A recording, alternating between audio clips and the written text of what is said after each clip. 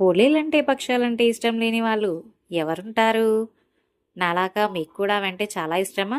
So, పండగతో సందర్భంతో సంబంధం లేకుండా ఎప్పుడంటే అప్పుడు, ఎప్పుడు తినాలనిపిస్తే అప్పుడు ఇలా చేసేసుకోవడమే నాకైతే పనబ్బా!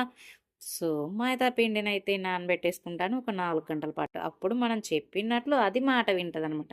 అది చెప్పినట్టు మనం వినడం కాదు. మనం చెప్పినట్లు అది వింటుంది. ఎలా అంటే అలాగొద్దు.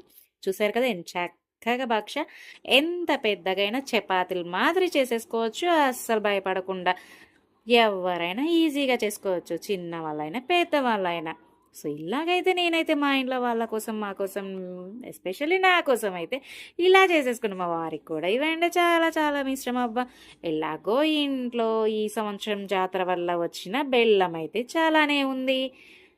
చక్కగా బయట కొనుక్కునే బదులు అరకిలో పప్పు నానబెట్టేసుకొని, ఒక అరకిలో బెల్లం వేసేసుకొని చేసేసుకుంటే చక్కగా 2 రోజులు కడుపు నిండుగా, కళ్ళు తృప్తిగా, నోరు ఆహ్లాదంగా అనిపించేలా అయితే చేసేసుకొని తినేయచ్చు కదా! మన చేత్తో ఇంట్లో చేసుకుంటే చక్కగా నెయ్యితోనే చక్కగా కాల్చుకొని తినేయచ్చు. ఎన్నైనా గాని కొనుక్కుంటే ఏమొస్తాయి? చేసుకుంటే కదా! చాలానే చేసేసుకోవచ్చు. చాలానే తినేయచ్చు.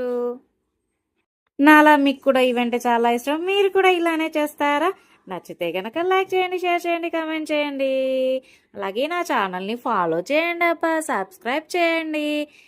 చూడండి ఎంత బాగున్నాయో నేను చేసిన భక్షాలు. మేమైతే భక్షాలే అంటాము. అందుకే భక్షాలు. సో, మొత్తంగా చేసేసాకైతే ఇన్ని చేసేసాననమాట. చక్కగా ఎన్నంటే అన్ని అందరం కూడా కూర్చొని తినడానికైతే.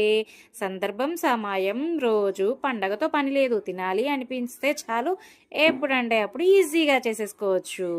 కష్టం అంటూ ఉండదు. చపాతీలు మాత్రం పెద్ద పెద్దవిగా చేసుకోవడం పల్చగా సూపర్ అంటే సూపర్ ఉంటాయి. నచ్చాయా మీకు కూడా భక్షాలు? సబ్స్క్రైబ్